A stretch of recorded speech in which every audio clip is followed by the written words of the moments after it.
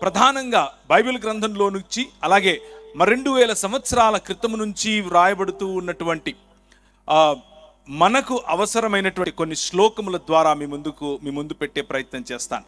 ఆ కార్యక్రమంలో మనం దేవునితో ఏ విధంగా సంధి చేయబడతాం, దేవునితో ఏ విధంగా అసలు మనం ఒకటవుతాం అన్న విషయాన్ని ఈ సాయంకాలం తెలిపే ప్రయత్నం చేస్తాను. అదే దేవుని వాక్యం చెప్పేటటువంటి ఆయన మహిమను గురించినటువంటి ఈ స్తోత్ర గీతం, ఆయన మహిమను గురించినటువంటి ఈ కథనం, మానవ సమాజం ఏ విధంగా దేవునికి దూరమైంది, మానవ సమాజాన్ని ఏ విధంగా దేవుడు తిరిగి తన ఇల్లుగా, దేవుడు తిరిగి తన కుటుంబముగా, దేవుడు తిరిగి తన నివాస యోగ్యమైన స్థలముగా మార్చుకుంటున్నాడు అనేటటువంటి ఈ రక్షణ సువార్తను మీ ముందుంచే ప్రయత్నం చేస్తాను. చాలాసార్లు మనం యేసు క్రీస్తుని గురించి అలాగే తన దేవుడు ఆకాశమందున్నటువంటి దేవుని గురించి ఆలోచిస్తూ ఉంటాం. మీరు ఎన్నోసార్లు విని ఉండొచ్చు, క్రైస్తవ కుటుంబాల్లో పుట్టి ఉండొచ్చు. క్రైస్తవ కుటుంబాల్లో పుట్టడం కారణం చేత దేవుని వాక్యమైనటువంటి బైబిల్ గ్రంథంలో నుంచి కొన్ని విషయాలు మీరు తెలుసుకొని కూడా ఉండొచ్చు. కానీ ఈ రాత్రి మీరు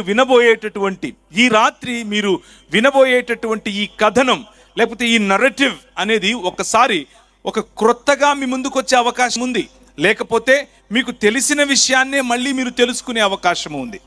కానీ మైకుల ద్వారా వింటున్నవారు, అలాగే లైవ్ ద్వారా చూస్తున్నవారు, మీ జీవితంలోనూ అలాగే ప్రాంగణంలో కూర్చున్నవారు మీ జీవితంలోనూ దేవుని యొక్క విశేషమైన ప్రత్యేకమైనటువంటి ఆయన తాకిడిని ఈరోజు మీరు అనుభవించేట్లుగా దేవుణ్ణి నేను వేడుకుంటున్నాను.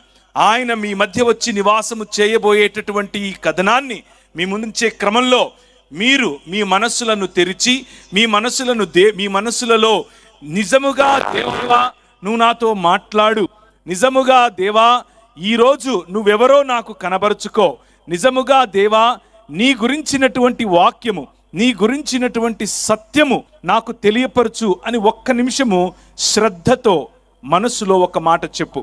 అది చాలు, నీ జీవితాన్ని మార్చివేస్తుంది. నీ జీవితంలో ఈ రోజు నుంచి అనేకమైనటువంటి మలుపులు నువ్వు చూస్తావు. అయితే ఈ మానవ సమాజాన్ని, ఈ ప్రపంచాన్ని దేవుడు తన కుటుంబముగా, తన రాజ్యముగా, తన ఇల్లుగా చేశాడు. భూమి ఆకాశములు అనేటటువంటి ఒక దేవుని యూనిట్ను ఆయన తయారు చేశాడు. భూమిని ఆయన తన పాదపీఠముగా చేసుకుని ఆకాశమందు సింహాసనాసీనుడై కూర్చున్నాడు. తన చొక్కాయి అంచట ఆయన నిర్మించినటువంటి